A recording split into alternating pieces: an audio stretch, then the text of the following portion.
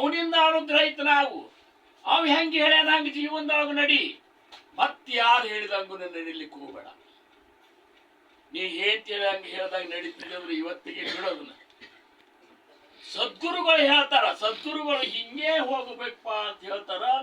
ಅವ್ರು ಹೆಂಗೆ ಹೇಳ್ತಾರ ಹಂಗೆ ಹೋಗು. ಪೂರ್ವಕ್ಕೆ ಹೊರಡು ಸೂರ್ಯ ಗೊಂಗಾಣಿಯವ್ರ ಪಶ್ಚಿಮಕ್ಕೆ ಹೊಂಡ್ತಾರ ಅಂತ ಹೇಳಿ ಸದ್ಗುರು ಅಂದ್ರು ಸಹಿತ ಹ್ಞೂ ಅಂದು ಬಿಟ್ಟಿನಿ. ಅದಂಗ್ರಿ ಮಹಾರಾಜ್ರ, ಪೂರ್ವಕ್ಕೆ ಹೊರಡು ಸೂರ್ಯ ಪಶ್ಚಿಮಕ್ಕೆ ಹೆಂಗ್ರಿ ನಿಮ್ ತಲೆನ ಲೂಸ್ ಆಗಿರಲ್ಲ. ಹಿಂಗ ನಿನ್ನ ಶಾಣೆತನ ಸದ್ಗುರು ಮುಂದೆ ತೋರಿಸ್ಬೇಡ. ಗುರು ಏನು ಹೇಳ್ತಾನ ಅದಕ್ಕೆ ಹ್ಞೂ. ಹಂಗ ಹ್ಞೂ ಅಂತ ಯಾರು ಅಂದಾರಲ್ಲ ಅವ್ರೆಲ್ಲರೂ ಸದ್ಗುರು ಸ್ವರೂಪರೇ ಆಗಿಬಿಟ್ಟಾರ. ಅವ್ರ ಸ್ವರೂಪ ಹೆಂಗಾಗ್ಯದಂದ್ರ ಅವರು ದೇವರ ದೇವ ಆಗಿಬಿಟ್ಟಾರ. ಯಾರು ಸದ್ಗುರುಗಳು ಹೇಳಿದಕ್ಕೆ ಹ್ಞೂ ಅಂದಾರಲ್ಲ ಅವ್ರು ಹಂಗ್ಯಾಂಗ್ರಿ ಅಂತ ಅಂದವ್ರು ಹಿಂಗೆ ಆಗೋ ಉಳಿದು ಬಿಟ್ಟಾರ. ಅದಕ್ಕೆ ಗುರುನಾಥ ಏನ್ ಹೇಳ್ತಾನವ, ಗುರುನಾಥ್ ಏನ್ ಹೇಳ್ತಾನ ಅನ್ನುವಂಥದ್ದು ನಾವು ವಿಚಾರ ಮಾಡಿದ್ರೆ ಅವ ಏನೂ ಹೇಳೋದಿಲ್ಲ, ಸುಮ್ಮಿರಂತಾನ. ಸುಮ್ಮಿತ್ತು ಬಿಡು ಸಾಕು. ನಾ ಏನು ಹೇಳ್ತ ನಾಮಸ್ಮರಣೆ ಕೊಟ್ಟಲ್ಲ, ಇದು ಮಾಡ್ಕೊತ ಇತ್ತು ಬಿಡು, ಮಿಕ್ಕಿದೇನು ಊರು ಉಸಾಬರಿ ಮಾಡ್ಲಿಕ್ಕೆ ಹೋಗ್ಬೇಡ ಅಂತಂತಾನ. ನಮಗದು ಮಾಡಲಿಲ್ಲ ಅಂದ್ರೆ ನಡೆಯುದಿಲ್ಲ ಅಂತ ನಮಗನ್ನಿಸ್ತದೆ. ಏನು ಯಾಕಂದ್ರೆ ಎಲ್ಲದಕ್ಕಿಂತ ಆ ಗುರುನಾಥ್ ಎಲ್ಲಿದ್ದಾನ, ಗುರುನಾಥನ ಸ್ವರೂಪ ಅಥವಾ ನಮ್ಮ ಸ್ವರೂಪ ನಮಗೆ ಎಲ್ಲಿ ಸಿಗ್ತ ಅಂದ್ರೆ ಸದ್ಗುರುನಾಥ್ ಕೊಟ್ಟಂತ ನಾಮದ ಒಂದು ಸ್ಮರಣೆ ಒಳಗೆ ಸಿಗ್ತದೆ. ನಾಮಸ್ಮರಣೆ ಬಿಡ್ತೇವು, ಉಳ್ಕಿದ್ದೆಲ್ಲ ಮಾಡ್ಲಿಕ್ಕಂತೇವ್ ನಾವು. ಏನೂ ಮಾಡ್ಬೇಡ, ನೀವು ನಾಮಸ್ಮರಣೆ ಒಂದು ಮಾಡ್ಬಿಡು. ಯಾಕಂದ್ರೆ ನಾಮದೊಳಗೆ ನಾ ಇದ್ದೇನೆ. ನಾ ಕೊಟ್ಟಂತ ನಾಮಸ್ಮರಣೆ ಅದು ಏನೋ ಒಂದ್ ದೇವ್ರ ಹೆಸರನ್ನು ಬೇಡ, ಅದ್ರಾಗ ನಾನೇ ಇದ್ದೀನಿ. ಗುರುನಾಥ ಕೊಟ್ಟಂತ ನಾಮ ಅದಕ್ಕೆ ಸಬೀಜ ನಾಮ ಅಂತಾರ. ಆ ನಾಮಸ್ಮರಣೆ ನಮಗ್ ಕೊಡ್ಬೇಕಾಗಿತ್ತಾರ ಆ ನಾಮದ ಸಾಕ್ಷಾತ್ಕಾರ ಅವ್ರು ಮಾಡ್ಕೊಂಡಿರ್ತಾರೆ. ಅದರ ಸಂಬಂಧ ಆ ನಾಮಕ್ಕಾಗಿ ತಮ್ಮ ಜೀವನವನ್ನೇ ಮುಡುಪಾಗಿಟ್ಟಿರ್ತಾರ. ನೀವು ಬೇಕಾದವ್ರು ನೋಡ್ರಿ, ಆಗಿ ಹೋದಂತ ಆತ್ಮಜ್ಞಾನಿ ಸದ್ಗುರುಗಳ ಜೀವನ ನೋಡಿದೇವಂದ್ರ ಎಲ್ಲರೂ ಎದಕ್ಕಾಗಿ ಜೀವನ ಇಟ್ಟರಂದ್ರ ನಾಮಕ್ಕಾಗಿ ಜೀವನ ಇಟ್ಟು. ಗಣಪತರಾವ್ ಮಹಾರಾಜರಿಗೆ ಏನು ಕಡಿಮೆ ಇತ್ತು, ಸಾಕಷ್ಟು ಎಲ್ಲಾ ರೀತಿ ಇದು ಇತ್ತು ಕರೆ.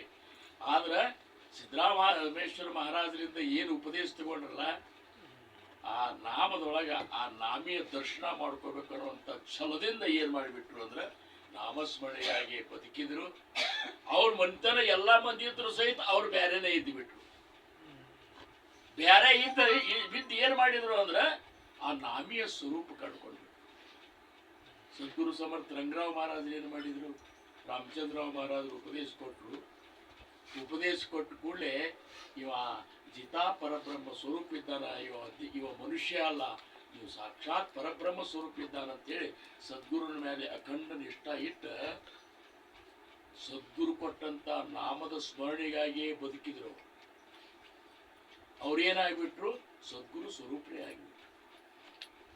ಇನ್ನ ಭಾವ್ ಸಾಹೇಬ್ ಮಹಾರಾಜರು ಏನ್ ಮಾಡಿದ್ರು, ಗುರುಲಿಂಗ ಜಂಗ ಮಹಾರಾಜರು ಉಪದೇಶ ಕೊಟ್ಟರು. ಉಪದೇಶ ಕೊಟ್ಟ ಮೇಲೆ ನಾಮಕ್ಕಾಗಿಯೇ ಬದುಕಿಬಿಟ್ರು ಅವರು. ರಗಡಿ ಅಷ್ಟು 8,000 ಎಕರೆ ಜಮೀನಿತ್ತು. 5,003 ಎಕರೆ ಜಮೀನಂತ. 5,003 ಎಕರೆ. ನಮ್ಮ ಮಹಾರಾಜರು 700 ಕುಲಕರ್ಣಿಯರು. ಆ ಗಣಪತರಾವ್ ಮಹಾರಾಜರದಂತೂ ಈ ಸಹಿತ ನೋಡ್ಲಿಕ್ಕೆ ಸಿಗ್ತದ. ಅವೆಲ್ಲ ಜಮೀನು ಪೂರ್ಣ ಅದೇ ಜಮೀನ್ದಾಗಿನೇ ತಮ್ಮ ಇದು ಮಾಡ್ಕೊಟ್ಬಿಟ್ರು ಅವರು. ಅದ್ರೇನು ಜನರನ್ನು ಭಕ್ತಿ ಕಾರ್ಯಕ್ಕೆ ಹಚ್ಚಿಬಿಟ್ರು.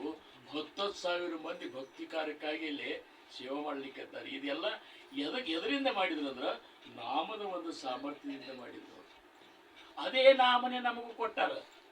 ಭಾವ್ ಸಾಹೇಬ್ ಮಹಾರಾಜರು ನೋಡ್ರಿ 9 ತಾಸು ಎಲ್ಲಿದ್ದಾರೆ ಸಂತರು. ಓಂ ಶಾಂತಿ ಅವರು ಅವರೆಲ್ಲ ದೊಡ್ಡ ಸಾಧಕರು. ಓಂ ಶಾಂತಿ ಬಗ್ಗೆ ನೀವು ಒಂದು ಸ್ವಲ್ಪ ನೀವು ಹೊಳ್ಳಿ ನೋಡಿಬಿಟ್ರಿ ಅಂದ್ರೆ ಅವ್ರು ಹೆಂಗ್ ಜೀವನ ಸಾಗಿಸ್ತಾರೆ ಹಂಗೆ ನಾವು ಸಾಗಿಸ್ಲಿಕ್ಕೆ ಕಲಿಬೇಕು. ಅಡಿಗೆ ಸಹಿತ ತಮ್ಮ ಕೈಲಿ ಮಾಡ್ಕೋತಾರ ಅವರು.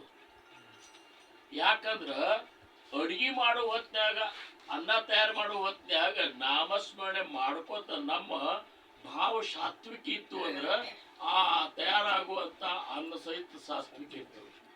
ಅದನ್ನ ಉಣೋದ್ರಿಂದ ಸಾತ್ವಿಕ ಗುಣ ಸಂಪನ್ನ ಆಗ್ತದೆ.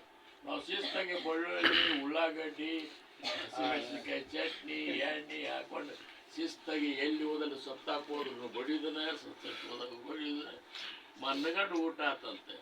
ಮತ್ತು ಆ ನಾಲ್ಗೆ ರುಚಿ ಹೋಗುದು ಯಾವಾಗ? ರಾಮದಾಸ್ ಮಹಾರಾಜರು ನಾಸಿಕಕ್ಕೆ ಹೋದ್ರು, ಹೋಗಿ ತಪಸ್ಸನ್ನು ಮಾಡ್ಬೇಕಂತ ನಿರ್ಣಯ ಮಾಡಿದ್ರು. ಎಷ್ಟಿತ್ರಿ ಅವಾಗ? 12 ವರ್ಷ ವಯಸ್ಸು. ಲಗ್ನಪಟ ಅಂತರಪಟ ಹಿಡ್ದಿದ್ರು. ಸುಮೂರ್ತಿ ಸಾವಧಾನ ಅಂತೇಳಿ ಬಡ್ಜಿ ಅಂದ್ರು. ಅಂದ ಕೂಡಲೇ ಎಷ್ಟು ಶಾಣೆತನ ಇರ್ಬೇಕು. ಬಡ್ಜಿನ ಕೇಳಿದ್ರು, ಮೂರ್ತನೇ ಚಲೋ ಅದ ಅಂತೀರಿ, ಸುಮೂರ್ತದ ಅಂತೀರಿ, ಸಾವಧಾನ ಅಂತ ಯಾಕಲ್ಲಿಕತ್ತೀರಿ ಅಂತ ಕೇಳಿದ್ರು. ಆವಾಗ ಬಡ್ಜಿ ಅಂದ್ರು, ನೋಡಪ್ಪ ಮೂರ್ತಿ ಚಲೋ ಅದ, ಖರೆ ಈಗ ನೀ ಎಚ್ಚರ ಆಗಲಿಲ್ಲ ಅಂದ್ರೆ ಮುಂದೆ ನಿನಗೆ ಭಗವಂತನ ಪ್ರಾಪ್ತಿ ಮಾಡ್ಕೊಳ್ಳಿಕ್ಕೆ ಅನುನ ಸಿಗುದಿಲ್ಲ ಅಂತ. ಒಮ್ಮೆ ಸಂಸಾರದೊಳಗೆ ಬಿದ್ದು ಬಿಟ್ಟಿ ಅಂದ್ರೆ ಎಲ್ಲಕ್ಕೂ ಅಡ್ಡಾಗಿ ನಿಂತಿರ್ತದ. ಈಗ ಬಿಟ್ಟು ಹೋಗ್ಲಿಕ್ಕೆ ಮೂರ್ತಿ ಚಲೋ ಅದ ಅಂತೇಳಿ ತಿಳ್ಕೊಂಡು ಬಿಟ್ಟೆ ಓಡಿಬಿಟ್ರು. ಅಂತರಪಟ ಸರಿಸಿ ನಾವು 4-5 ಕತ್ಕೊಳ್ಳಿ ಲಘು ಯಾವಾಗ ಮುಗಿಸ್ತಾರೋ ಮರಿ ಅಕ್ಷತೆ ಯಾಕೆ ಹಾಕೋಲ್ರ ನಾವು ಅಂತೀವಿ. ಯಾಕೆ ಗೌಡ್ರೆ ಹೋದವರು 12 ವರ್ಷದ ಹುಡುಗ ಹಂಗೇ ನಡ್ಕೋತ ನಾಸಿಕಕ್ಕೆ ಹೋದ. ಪಂಚವಟಿ ಒಳಗೆ ಹೋಗಿ ಅಲ್ಲಿನ ತಪಸ್ಸನೆ ಮಾಡಬೇಕು ಅನ್ನುವಂಥದ್ದು ಒಂದು ತಲೆಯಾಗ ಅದೊಂದು ಛಲ. ಅಂದ್ರೆ ನನ್ನ ನಿಜವಾದ ಸ್ವರೂಪನ ಕಾಣ್ಕೋಬೇಕು ಅನ್ನುವಂಥದ್ದು.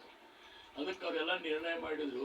ನಿರ್ಣಯ ಮಾಡಿ ಹೋಗಿ ಅಲ್ಲೇ ಪಂಚವಟಿ ಒಳಗೆ ಅಲ್ಲಿ ಯಾವುದೋ ಒಂದು ಊರಾಗ ಒಂದು ಕೋಲಿ ಹಿಡ್ಕೊಂಡು ಇರ್ಲಿಕ್ಕೆ ಬರ್ತಿದ್ರು. ನಮ್ಮಂಥವ್ರಾದ್ರೆ ಎಲ್ಲ ಸಜ್ಜು ಮಾಡ್ಕೊತಿದ್ದೇವೆ. ಆಗ ಏನೂ ಮಾಡಲಿಲ್ಲ, ಅಲ್ಲಿಯೂ ಇರಲಿಲ್ಲ ಅವರು. ಅಲ್ಲೇ ಒಂದು ಗವಿ ಇತ್ರಿ, ಗವ್ಯಾಗಿರೋರು. ಗವ್ಯಾಗಿರೋರು ಮುಂಜಾನೆ ಲಸೀಕ್ಲ 4:15 ಹೇಳೋರು. ಎದ್ದು ಹೋಗಿ ಗೋದಾವರಿ ನದಿ ಒಳಗೆ ಇಷ್ಟು ನೀರಿನಾಗ ನಿಂದ್ರೆ ಅವರು ಶ್ರೀರಾಮ್ ಜೈ ರಾಮ್ ಜೈ ಜೈ ರಾಮ್